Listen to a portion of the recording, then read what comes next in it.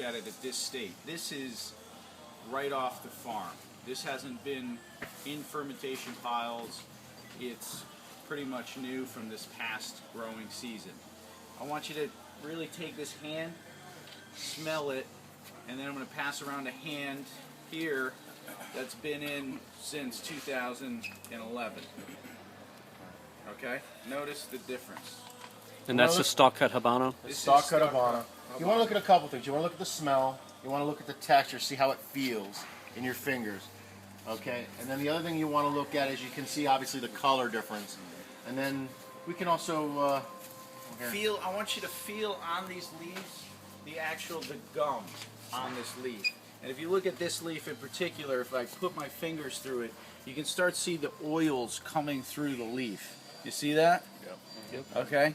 That's what we're trying to ferment over a period of 2 to 3 years to break that down so it's palatable. Right. Okay? And it burns properly. This gum, the issue with this leaf is you're going to see compared to the broadleaf leaf, it's not as thick and heavy of a leaf, but it has a tremendous amount of gum. We call it grasa, the fat of the leaf. And it's that fat of the leaf which takes it so long in the fermentation piles. There is a window on this tobacco. This tobacco is, in my opinion, one of the most difficult tobaccos to cure in the world as far as black tobaccos, because there is a window and it's about that big. And if you don't catch that window, it's either undercured, it's not burning properly, it's not tasting properly, or if you take it just past that window, it will basically disintegrate on you and become flavorless. So if you're not listening to the tobacco, if you're not smoking it, you're going to either lose it or it's not going to taste properly. That's one of the reasons why T52 in the marketplace, you know, there hasn't been a lot of inventory right now because we're smoking these pilons, pilon by pilon, and when it's ready, it's ready. But see this? This is gently rubbing my fingers. It doesn't have the same oils in this state, even though it's young, compared to when I gently rub my fingers on this. Look at how much more oil comes as I just gently stroke this one. And also, if you feel it, this one it feels a little sticky. And that's the gum that we're talking about. And the other thing that you'll notice is you'll notice that this feels thicker when in reality it wasn't. It's just when it gets fermented, it starts to become more supple and more soft. It ends up having a more limp nature.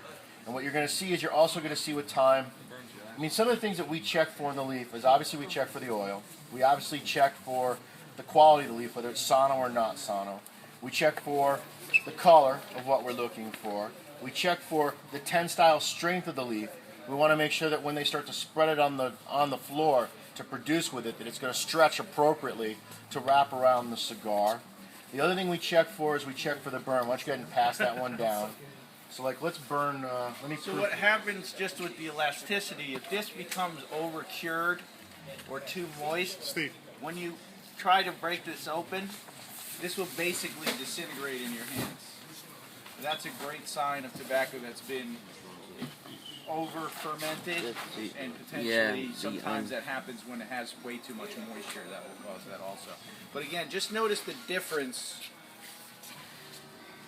in the fermentation and the color of the leaf. This 2.5 years ago looked like this. And this is 100% all natural. The only thing that's producing the heat in these bulks is moisture and pressure from these stacks. Now there is some discussion about bacteria. There's a natural enzymatic action that occurs within the bulks. And I know I've described it, the most closest way to describe it is it's kind of like a controlled composting.